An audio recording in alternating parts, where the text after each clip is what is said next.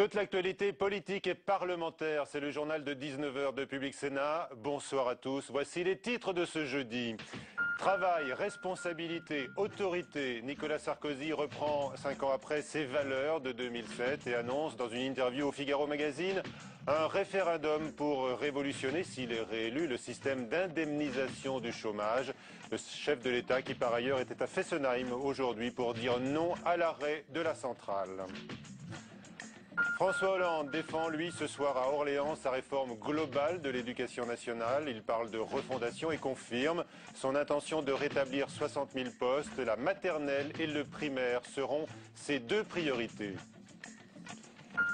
L'usine géante de Renault, inaugurée aujourd'hui à Tanger, relance le débat sur les délocalisations des voitures, mais surtout des salaires low cost au Maroc, font réagir dans le même sens, il faut le dire, à droite et à gauche aujourd'hui. Et les invités du 19h pour débattre de tous les sujets politiques du jour, la socialiste Marie-Noëlle Lienemann, le centriste Robert Rochefort et puis également Philippe Marini, le président UMP de la Commission des Finances, qui sera également avec nous dans un instant. Pas encore candidat déclaré, mais d'ores et déjà les idées bien arrêtées sur ce qui sera la trame de sa campagne. Nicolas Sarkozy présente ses valeurs donc dans une interview au Figaro Magazine à paraître samedi. Nouveau durcissement sur l'immigration et alors que le taux de chômage est au plus haut depuis 12 ans, il promet une révolution en matière d'emploi, au besoin à l'issue d'un référendum. Florence Maurice. C'est un véritable lancement de campagne. Nicolas Sarkozy accélère et mise sur 3 valeurs: travail, autorité, responsabilité. Des thèmes qui lui avaient porté chance en 2007. Sur le travail d'abord, il y a 5 ans, il avait promis de ramener le taux de chômage à 5%. Cette fois, c'est une révolution qu'il propose. S'il est élu, l'allocation chômage ne serait plus une indemnisation, mais une rémunération versée en contrepartie d'une formation devenue obligatoire au bout de quelques mois. À l'issue de cette formation, le chômeur serait obligé d'accepter sa première offre d'emploi sous peine de sanction. Si on croit aujourd'hui qu'il y a 10% de chômeurs en France, ce sont des gens qui ne veulent pas travailler, c'est vraiment méconnaître la réalité. Je ne pense pas que ce soit par l'agitation, la provocation, la mise en demeure, la facilité, la démagogie, qu'on puisse aujourd'hui séduire les Français. Autre thème phare, la lutte contre l'immigration. Nicolas Sarkozy veut limiter les prestations accordées aux demandeurs d'asile. Il veut aussi durcir la régularisation pour les conjoints d'immigrés en introduisant des conditions de logement et de ressources. Pour faire passer ces réformes, en cas de blocage droite-gauche, Nicolas Sarkozy envisagerait des référendums, une méthode pourtant boudée tout au long de son quinquennat. À droite, l'idée séduit. C'est le général de Gaulle qui a été à l'initiative du référendum à ce niveau-là. Et je suis très heureux que Nicolas Sarkozy pense, pour des décisions aussi importantes pour les Français, de faire appel directement au peuple. Prochaine étape pour Nicolas Sarkozy, l'annonce officielle de sa candidature. Ce ne serait plus qu'une question de jours. Nicolas Sarkozy qui se dit par ailleurs opposé au mariage homosexuel et à l'euthanasie pour une grande réforme de l'éducation nationale, mais sans embauche, avec en revanche une présence accrue des enseignants dans les établissements. Le président du MoDem, François Bayrou, a qualifié aujourd'hui de dérive inquiétante et pernicieuse l'idée d'un référendum sur les chômeurs. Il redoute que l'on mette le pays à feu et à sang en faisant des chômeurs des ennemis publics. Eva Joly, quant à elle, estime que Nicolas Sarkozy braconne sur les terres de la droite extrême. Critique évidemment également assez sévère à gauche. C'est à suivre sur ce plateau dans un instant lors de notre débat. Autre angle développé par Nicolas Sarkozy aujourd'hui, la défense du nucléaire. Il s'est rendu donc à Fessenheim en se présentant comme le sauveur de la centrale que François Hollande promet de fermer. Fabrice Cunet. Non à la fermeture. Nicolas Sarkozy le sait, à Fessenheim, il est en terrain conquis. Alors il attaque le programme de François Hollande et son idée de fermer ce site comme 23 autres d'ici 2025. C'est vraiment la démagogie dans ce qu'elle a de plus contraire à l'intérêt national. J'y crois pas. 24 réacteurs fermés. On en a besoin d'autres. Face aux salariés, Nicolas Sarkozy a défendu la filière nucléaire et ses 100 000 emplois. Ce sera un des thèmes de campagne fort. Alors à gauche, l'argumentaire est prêt. Nous nous sommes engagés aussi bien sur le retraitement du déchet que sur la filière nucléaire elle-même, qu'aussi bien à Areva qu'a EDF à maintenir les emplois. Bien sûr, je comprends leur inquiétude. Et au PS, une fois n'est pas coutume, l'Allemagne qui s'est récemment engagée dans l'arrêt de ses centrales est citée en exemple. Ce week-end, l'Allemagne a prouvé qu'à la fois elle pouvait développer les renouvelables, qui ont fait 10% de sa consommation. Elle n'a pas augmenté sa production de charbon et en plus elle a exporté de l'électricité vers la France qui était en pointe. Donc le nucléaire, c'est pas l'indépendance. J'étais à Fessenheim avec le président. Hasard du calendrier, le Sénat discutait un texte sur la filière. Face aux attaques, Éric Besson a parlé des poncifs de la gauche. Le bras de fer ne fait que commencer. Et l'équipe de François Hollande trouve ce soir déplacé le déplacement de Nicolas Sarkozy à Fessenheim et dénonce une posture de sauveur d'emplois après la destruction de centaines de milliers d'emplois industriels. Le candidat socialiste prône ce soir à Orléans une réforme globale de l'éducation promettant par la restauration des moyens, des valeurs et des missions de l'école de rectifier l'erreur, dit-il, des 5 dernières années. Pas de nouvelles mises en examen pour Éric Woerth à l'issue d'une deuxième journée d'audition à Bordeaux. L'ancien ministre et ancien trésorier de l'UMP, suspecté d'un possible échange de bons procédés au bénéfice de sa femme en marge de l'affaire Bettencourt, avait hier été mis en examen pour trafic d'influence passif, un délit puni de 10 ans de prison et 150 000 € d'amende maximum. L'inauguration de l'usine géante de Renault Dacia à Tanger ne pouvait pas passer inaperçue en plein débat sur la désindustrialisation. Le PDG Carlos Ghosn, accompagné du roi Mohamed VI, défend cette base low cost aux portes de l'Europe où 6 000 salariés travailleront à terme, salaire moyen 240 €. Les syndicats français redoutent que la production de Logan concurrence les modèles Renault fabriqués en France et les déclarations politiques allant dans ce sens se sont multipliées aujourd'hui. Flora Sauvage. Difficile de rivaliser avec les coûts de production du Maroc, un pays où le salaire mensuel s'élève à 250 € en moyenne. Renault a choisi de délocaliser sa production de voitures low cost à Tanger, une décision qui est peu appréciée au Sénat. Pour abaisser le coût du travail, eh bien, on va délocaliser pour accroître un rendement envers les actionnaires. Que l'on soit de gauche ou de droite, sur les bancs de la Haute Assemblée, on déplore le tournant que prend Renault, détenu à 15% par l'État. Ce constructeur ne produit plus que 18 à 20% de sa production sur le sol national. Il y a du capital public dans Renault et la direction s'apprête à poursuivre cette politique de délocalisation. Il faut que nos grands constructeurs français aient une attitude plus citoyenne qu'ils ne l'ont aujourd'hui. Pour le patron du Modem, François Bayrou, la décision de Renault va à l'encontre du Made in France qui lui est si cher. On a besoin d'avoir chez nous des productions, des emplois, des richesses qui se font.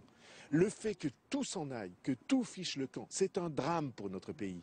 Interrogé sur le fait de savoir si cette délocalisation est une bonne chose, le secrétaire d'État chargé du commerce extérieur paraît embarrassé. Si on réfléchit en termes d'accès à des marchés en développement, c'est une bonne chose. S'il s'agit de réimporter des voitures en France, la question est tout à fait différente. Aujourd'hui, la production de Renault en France n'a cessé de se réduire comme peau de chagrin. À Tanger, Renault emploiera 6 000 salariés dans son usine pour construire 150 000 véhicules par an. Enfin, dans l'actualité aujourd'hui, la Grèce, la coalition au pouvoir s'est mise d'accord sur la rigueur salariale dans le secteur privé. Réduction du salaire minimum de l'ordre de 22%, plus forte encore pour les moins de 25 ans. L'Union européenne et le FMI avaient réclamé ce rabotage des salaires. Les ministres des Finances de la zone euro doivent accorder une nouvelle aide à la Grèce, mais ils attendent, d'ailleurs comme la Commission de Bruxelles apparemment, d'être vraiment convaincus par ce plan grec. Les invités du 19h, donc Marie-Noëlle Lienemann, sénatrice socialiste, merci d'être avec nous. Philippe Marini, président UMP de la Commission des Finances, bonsoir. Et Robert Rochefort, député européen et vice-président du Modem. Il y a beaucoup de sujets dans l'actualité, vous les avez suivis avec intérêt et même un peu d'indignation. Je vous voyais, Marie-Noëlle Lienemann. Est-ce que vous croyez que le PDG de Renault, est-ce que vous le croyez quand il explique que l'usine de Tanger ne se fait pas au détriment de la France, Marie-Noëlle Lienemann? Non, je ne le crois pas. Monsieur Marini. Je pense que c'est plutôt bien que les Marocains travaillent au Maroc. Monsieur Rochefort. Il y a 10 ans, il y avait 12 milliards d'excédents dans la filière automobile française. Aujourd'hui, il y a 5 milliards de déficit. En 10 ans, malheureusement, M. Ghosn a délocalisé massivement. Est-ce que maintenant, avec l'usine qu'il fait au Maroc, il s'engage à ce que les voitures fabriquées au Maroc soient destinées aux pays émergents qui ont besoin de voitures low cost? Très bien. Si ce n'est pas le cas, et on le verra, si ce n'est pas le cas, c'est pas bien. Alors Robert Rochefort, vous allez publier, je le dis là, j'ouvre une parenthèse, Produire en France c'est possible, avec bien sûr une préface de François Bayrou. Alors Philippe Marini, quand même, vous avez entendu Pierre Lellouche, le secrétaire d'État au commerce extérieur, il est très réservé sur cette délocalisation, et je me souviens de Nicolas Sarkozy disant que les constructeurs automobiles français pouvaient certes construire à l'étranger, mais pas pour réimporter leurs voitures en France. Oui, c'est ce qui va se passer avec la Logan. Vous savez, les politiques que nous sommes, ils ne sont pas là pour gérer les entreprises. Surtout sur un plan mondial. Alors, on peut dire tout ce qu'on voudra. Moi, j'ai un souvenir dans la tête, c'est celui de Lionel Jospin avec Vilvoorde. Hein. On fait campagne, on raconte toutes sortes de choses, on fait toutes sortes de promesses, et puis à l'arrivée, on dit « je n'y peux rien ». Justement, on a tiré les leçons et moi je peux vous le dire très clairement, nous n'acceptons pas la politique qui est aujourd'hui menée par M. Ghosn dans une entreprise qui, je le rappelle, le premier actionnaire est l'État français. 15% de Renault détenu voilà. par l'État. Alors premièrement, ce que je voudrais dire, c'est que... 85% par les autres. Voilà, mais justement, attendez. Deuxième... Il y a beaucoup d'entreprises où 15% c'est le premier actionnaire. Exactement. Et c'est souvent dans beaucoup d'entreprises que les 15% fait, je dirais pas la loi, mais joue... Aller gérer Renault à la place de M. Ghosn. Non, mais, je m'excuse, mais il y a eu des périodes où Renault était bien mieux géré quand le capital public y était fort. Ce que je voudrais dire, c'est que dans le cas de cette usine de Tanger, il s'agit bien d'une délocalisation. Pourquoi ? À l'évidence, si on doit construire des voitures pour les pays du Maghreb et pour une partie du marché africain, il est tout à fait légitime que les entreprises soient sur ce territoire pour pouvoir y construire des véhicules correspondant à cela. En l'occurrence, tel n'est pas le cas. Puisque on sait parfaitement, d'une part, que cette stratégie montre que dès à présent, Carlos Ghosn dit on va commencer là et l'essentiel va pas aller ni au Maroc ni dans les pays émergents. L'essentiel va venir en Europe. Il le dit au démarrage. On sait aussi qu'en Europe, il y a quasiment plus de production de voitures low cost. Or, on a de plus en plus de nos concitoyens qui ne peuvent pas se payer des voitures à un niveau élevé. Donc, il y aura un marché low cost quand même en Europe. Donc, nous avons là. Deuxièmement, il n'y a pas que l'histoire de Tanger. Car vous prenez la voiture qui s'appelle la Latitude, qui est une voiture haut de gamme de Renault. Elle vient d'où? De Corée. L'usine principale, c'est la Corée.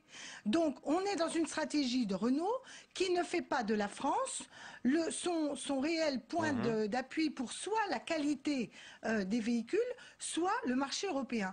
Il y avait 26% de capital public quand la gauche a quitté le pouvoir avec Renault. Il n'y en a plus que 15. Permettez-moi de vous dire que plus on se rapproche des 30% de minorité de blocage, plus l'État a de l'influence. Je voulais juste dire qu'il y a une proposition très simple que nous faisons, c'est qu'il y ait un label. C'est-à-dire que sur les voitures que Renault va sortir, on nous dise quelle est la quantité de la valeur ajoutée qui est fabriquée en France. C'est très très simple. Et je considère à cet égard qu'ensuite, le consommateur ne fait pas tout, mais le consommateur aura un mot à dire. Et je crois que quand il verra... Entre une Logan qui sera vendue 10 000, la Logim fabriquée au Maroc, et puis la Renault Scénic fabriquée en France qui vaut plus du double, ça sera vraiment une preuve de patriotisme incroyable que de choisir la plus chère. C'est pas ce que je dis. Ce que je dis, c'est que à l'origine, les Logan n'étaient pas destinés au marché français. Ça, c'est vrai. Renault n'avait pas prévu cette voiture pour le marché français. La crise a fait que cette voiture low cost a marché beaucoup mieux qu'on le pensait. Mais ce que je veux dire, c'est qu'il existe d'autres voitures à 10 000 euros qui ne sont pas forcément fabriquées par Renault. Et celles-là seront peut-être plus fabriquées en France. Autrement dit, j'attends de cette information sur la quantité de valeur ajoutée de chaque voiture fabriquée en France un aiguillon, une stimulation pour effectivement inciter Renault à se rappeler que son premier marché national, c'est la France. L'un des arguments de Carlos Ghosn, je le glisse comme ça au passage, Philippe Marini, c'est de dire que les gens qui achètent des Logan n'achètent pour l'instant que des voitures d'occasion. Donc, c'est pas vrai. Si vous le permettez, alors, Philippe Marini, si on ne veut pas que ce soit le régime du parti unique, il faut quand même écouter, il faut écouter quand même toute la diversité des opinions, parce que les choses ne sont quand même pas si simples. Bon, d'abord, je suis assez d'accord avec ce qui vient d'être dit par mon voisin de droite, à savoir que l'information, la transparence, c'est toujours utile et la loi du consommateur est la meilleure. Bon, maintenant, est-ce que l'emploi au Maghreb est l'ennemi de l'emploi en France? C'est une autre question qui est posée. Alors, j'entends beaucoup de trémolo dans la voix, j'en ai entendu beaucoup ces mois derniers de la part de personnes qui souvent connaissent assez mal la situation des pays du sud de la Méditerranée, avec les événements qui s'y sont déroulés. Aujourd'hui, ce sont des pays qui ont besoin de construire leur développement, de se reconstruire économiquement. Je ne pense pas que ce soit nécessairement une mauvaise nouvelle pour nous que l'on crée des emplois au Maghreb. Car ceci est également en lien avec l'immigration économique sur notre propre sol. C'est-à-dire que vous estimez que c'est un frein à l'immigration, ces constructions d'usines dans le Maghreb. Le Maroc a le droit au développement. Tout ça est juste. Il a le droit au développement. Je vous cite un tout petit exemple. Dans un autre domaine d'activité. Chez moi, il y a quelques semaines, on vient d'inaugurer un centre d'appel qui va aller jusqu'à 500-600 personnes. Il a commencé à créer des sites en Roumanie, au Maroc, puis il a créé en France parce qu'il y a des besoins divers. Et si ce groupe n'avait pas commencé, il s'appelle WebHelp, s'il n'avait pas, alors c'est pas de l'industrie automobile, c'est du service, c'est autre chose, c'est pas manufacturier. Mais ça se délocalise aussi, donc il faut garder des emplois en France. Mais on a commencé par créer des emplois dans des pays low cost, si je puis dire, et ensuite on a créé des centres d'appel en France, à Vitré chez l'ami Méhaignerie, à Caen et maintenant chez moi. C'est un très bel exemple, et vous savez qu'il y a des cas inverses. Et beaucoup d'entreprises ont créé des call-centers, il existe toutes sortes d'histoires d'entreprises. On les entend, Écoutez, c'est pas de la théorie, parce que je sais qui est embauché dans cette entreprise, et ça commence par des personnes défavorisées, de la diversité et des quartiers les plus populaires. Je m'excuse de vous dire que depuis des années, on entend ce discours. Oui, on va aider les pays émergents et émergés. En réalité, les pays émergents, les inégalités sont terribles chez eux. Ça va pas forcément très bien pour le peuple. Et par contre, la désindustrialisation française, alors là, à fond la caisse. Alors, et nous avons des propositions. Entendre Marine Le Pen. Oui, franchement, on croirait entendre Marine Le Pen avec ses discours protectionnistes et vraiment simpliste. Il n'y a aucune raison en matière automobile, il n'y a aucune raison que le pays que nous sommes, qui a un savoir-faire automobile depuis plus d'un siècle, il n'y a juste aucune raison qu'il soit déficitaire en matière de commerce extérieur par rapport à l'automobile. Voilà. La seule chose que je demande, c'est que ces 5 milliards de déficit, parce qu'on a perdu 17 milliards en solde, si on fait la différence entre l'excédent et le déficit, je demande juste que les constructeurs qui ont reçu des aides quand ils en avaient besoin, l'État les a aidés. Je demande juste qu'ils aient un comportement un peu plus civique et qu'ils arrivent à dire qu'on récupère et qu'on ait un commerce extérieur qui soit équilibré dans le domaine de l'automobile. C'est simple. Philippe Marini, Marine Lindemann, on change de sujet. Je sais bien. Les aides ont été remboursées, Marina. C'est pas moi qui suis la protectionniste. Je me rappelle que Nicolas Sarkozy a parlé de Renault en disant il n'est pas inutile qu'elle aille délocaliser au Brésil pour répondre aux besoins de ces marchés-là, mais il serait inacceptable qu'ils aillent délocaliser au Brésil pour ramener les voitures en France. Alors voilà, pour le sujet, d'ailleurs Philippe Marini, on peut dire... Nous avons des propositions qui est de faire avec les grandes entreprises des contrats de relocalisation où la puissance publique doit accompagner la relocalisation. Je note, Philippe Marini, on va changer de sujet, que l'ancien ministre de l'Industrie, votre ami UMP, Christian Estrosi, a dénoncé aujourd'hui en termes très vifs, comme ceux qu'on entend ici, là, dans la bouche de Marie-Noëlle Lienemann ou de M. Rochefort, le dumping social de Renault, en rappelant que la société était détenue par l'État à hauteur de 15%. C'est la question du nouvelobs.com. Comprenez-vous cette délocalisation de Renault au Maroc? Vous avez répondu très massivement non, vous le voyez, à 80%. L'interview de Nicolas Sarkozy au Figaro Magazine, il promettait des idées nouvelles, alors en voici une, donc un référendum éventuellement, en cas d'absence de consensus national, ça devrait être le cas, un référendum donc sur les chômeurs pour les obliger à accepter le premier emploi proposé à l'issue d'une formation. Alors votre avis aux uns et aux autres, Marie-Noëlle Lienemann? D'abord, je souris sur la forme du choix référendaire parce que M. Sarkozy aurait été bienvenu, par exemple, de proposer un nouveau référendum sur le traité européen, puisque lui-même a avalisé un traité qui ressemble comme deux gouttes d'eau, qui avait pourtant fait l'objet d'un référendum négatif des Français. Deuxièmement, s'il veut interroger les Français sur des grands sujets, alors là, il va en avoir à l'appel. Je lui suggère de faire un référendum sur la TVA antisociale qu'il propose. Donc, premièrement, la méthode. Deuxièmement, le fond. Le fond, ça n'a rien de nouveau, cette méthode. C'est quand le gouvernement est dans l'incapacité de répondre à la création d'emplois, et on se ramène au débat précédent, eh bien, il a une seule stratégie, c'est d'expliquer que les chômeurs sont fainéants, qu'il faut les forcer, qu'il faut arrêter de les rémunérer. Monsieur Cameron et les gouvernements les plus conservateurs et les plus réactionnaires de la planète préconisent ce genre de système, ça ne règle en rien les problèmes d'emploi. Philippe Marini, c'est une bonne idée. Vous attendiez des idées chocs de Nicolas Sarkozy. Nous avons besoin de plus d'efficacité dans le service public, d'accompagnement vers la formation et l'emploi. Et nous avons besoin d'arriver dans ce pays à un modèle un peu analogue à la flexi-sécurité de certains pays du nord de l'Europe. Donc je trouve que c'est plutôt une bonne idée d'améliorer le fonctionnement du service public de l'emploi, d'aboutir à des offres d'emploi, à partir de bilans de compétences, d'améliorer l'accès à la formation, qui est souvent beaucoup trop complexe, pas toujours très bien géré d'ailleurs par les régions comme par l'État au demeurant. Et je crois que l'idée de donner un bon coup de levier pour favoriser l'accès à l'emploi et donc de refuser l'assistanat, c'est plutôt un peu dans les fesses des chômeurs, là. Non, mais écoutez, tout le monde sait, au sein de notre population, qu'il y a des personnes qui font tout leur possible et d'autres qui se laissent un peu aller. Alors, il est de notre devoir d'accompagner celles et ceux qui pourraient, pour des raisons souvent compréhensibles, être tentés de se laisser aller, mais je crois que le travail, que la recherche d'une formation, la recherche du travail, c'est la priorité de la politique que nous devons conduire. Il faut noter que la réaction de François Bayrou, votre candidat aujourd'hui, a sans doute été la plus vive sur cette question. Il parle d'une initiative pernicieuse de Nicolas Sarkozy. D'abord, permettez-moi de dire, et ça c'est bien le style de Nicolas Sarkozy qui est quand même gênant, ça fait 6 mois que Xavier Bertrand, sous tutelle du président de la République et du Premier ministre, a négocié avec Pôle emploi un nouveau contrat qui a été signé il y a très peu de semaines, et il a d'ailleurs nommé un nouveau directeur général pour mettre en place ce nouveau contrat. À ma connaissance, il n'y avait absolument pas cette disposition dans ce nouveau contrat. Donc depuis 6 mois, le gouvernement fait quelque chose, le président arrive et dit maintenant, vous savez, on fait complètement autre chose. Ça, c'est quand même un tout petit peu étrange. Alors maintenant, sur le fond, nous ne sommes pas dans un chômage de confort, excusez-moi ce mot très péjoratif, nous sommes dans un chômage de masse. Depuis 12 ans, le chômage n'a jamais été aussi élevé. Je pense aux familles qui subissent le chômage de longue durée.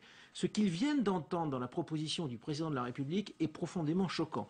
En 2 jours, entre ce qu'a dit M. Guéant et l'autre information qui, semble-t-il, est dans l'interview donnée par le président de la République concernant les personnes, les immigrés. Bon. Finalement, ça fait en 2 jours qu'on nous met 3 groupes qui seraient des boucs émissaires des maux de la société française. Les chômeurs, les immigrés et les personnes d'une autre culture. Et évidemment, tout le monde pense bien que ça concernait l'islam. D'une autre civilisation. D'une autre civilisation. Bon.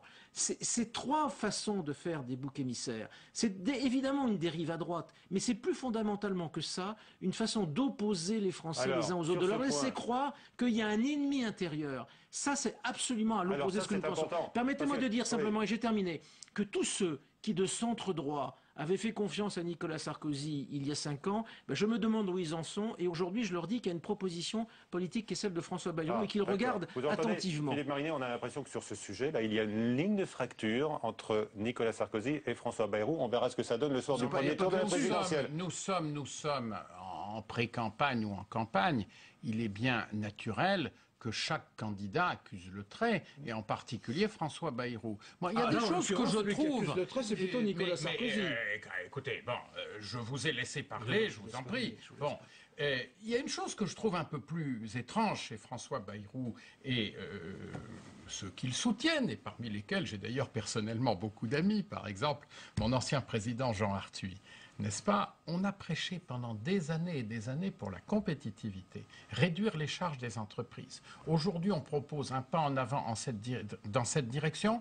Alors, ce n'est plus une bonne idée, c'est pas le moment, on se met aux abris, on n'entend plus... Bon, je pense que Arthuis a défendu la proposition de dire qu'un chômeur qui n'acceptait pas... Non, mais bon, là, je faisais une relation avec le transfert de charges sociales patronales, allocations familiales, vers 1,6 point de TVA, c'est-à-dire au total peu de choses, et question à laquelle Mme Lienemann faisait allusion, pour dire que sur cet aspect des choses, François Bayrou, et en tout cas le groupe de ceux qui le conseillent, me semblent avoir des convictions à dimension quelque peu variable. Philippe Marini, Marie-Noëlle Lienemann, Robert Rochefort, on vous entend, Marie-Noëlle Lienemann, Robert Rochefort, dire en quelque sorte que Nicolas Sarkozy s'attaque au consensus national. Quand je vous entends dans vos critiques, qu'est-ce qu'il dit à la cohésion sociale? Qu'est-ce qu'il dit? Que dit Nicolas Sarkozy, entre autres, dans cette interview au Figaro Magazine, que François Hollande, lui, menace le consensus national en s'attaquant, par exemple, à la politique familiale. Alors, que répondez-vous à cela, Marie-Noëlle Lienemann? C'est une absurdité. Personne n'a mis envie de mettre en cause la politique familiale de la France, en particulier les allocations familiales, etc. Et on sait d'ailleurs qu'aujourd'hui, hélas, beaucoup de familles sont avec des niveaux de vie qui suggèrent justement qu'on puisse aider mieux ceux qui ont des enfants. Je pense aux femmes, les familles monoparentales, les femmes qui élèvent seules leurs enfants. Ce que nous disons simplement, c'est que dans le calcul du quotient familial, pour l'impôt, hein, je ne parle pas du quotient familial pour les cantines et autres, qui d'ailleurs dans certaines mairies de droite n'existent pas.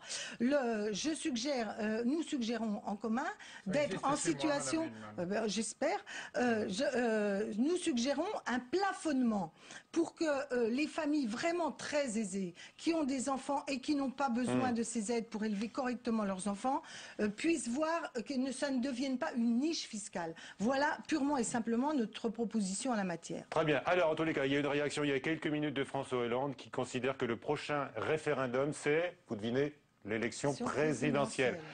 J'aimerais vous faire réagir à cet avertissement prononcé par Serge Dassault, pour qui, si la gauche revient au pouvoir, les riches vont quitter la France. À propos des industriels, beaucoup sont partis, dit-il, et d'autres vont partir parce qu'ils ont peur des socialistes. Voici la phrase exacte.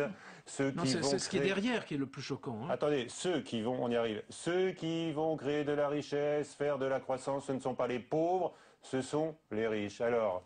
Ça, c'est pas possible. Philippe Marini, vous dites, c'est pas acceptable. Est-ce que vous dites, c'est la communauté nationale. SOS, la gauche revient, Philippe Marini, la gauche revient avec sa matraque fiscale. Non, écoutez, Serge Dassault a sa façon de s'exprimer et il a apporté au Sénat beaucoup de fraîcheur d'esprit sur bien des sujets. Il y a des choses qu'il dit et que personne ne dirait naturellement. Maintenant, sur le fond, chacun... Non, je fais un commentaire sur son style et c'est quelqu'un que j'adore. Enfin, quand même, dire que les pauvres n'apportent pas de richesse... S'agissant des chefs d'entreprise, des délocalisations de fortune, c'est une réalité que vous ne pourrez pas nier. Non, mais ça fait 10 ans que je lisais Le Monde, qui n'est pas un journal réactionnaire en principe, il y a quelques jours, et qui indiquait très justement qu'il y a tout un marché de l'expatriation qui est en train de s'activer actuellement. Mais vous le savez.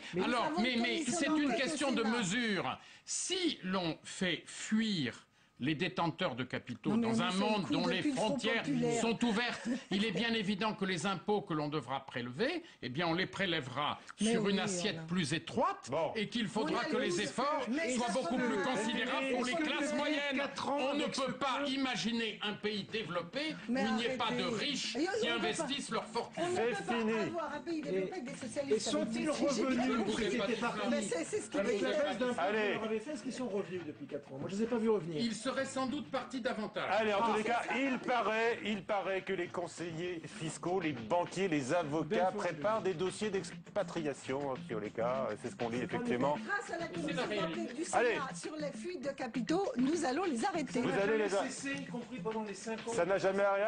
Allez, le débat s'arrête là. Merci à tous d'y avoir participé. Dernière information, je vous disais donc à l'issue de sa deuxième journée d'audition aujourd'hui à Bordeaux, Éric Woerth n'avait pas été mis en examen une seconde fois. Eh bien, si on l'apprend en fait par le parquet, mis en examen pour recel, on n'en sait pas plus pour l'instant. À 22h, Sonia Mabrouk pour le prochain journal sur Public Sénat et tout de suite sur LCP Assemblée Nationale, pile et face. Et je vous retrouve demain à 19h, vendredi. Bonsoir.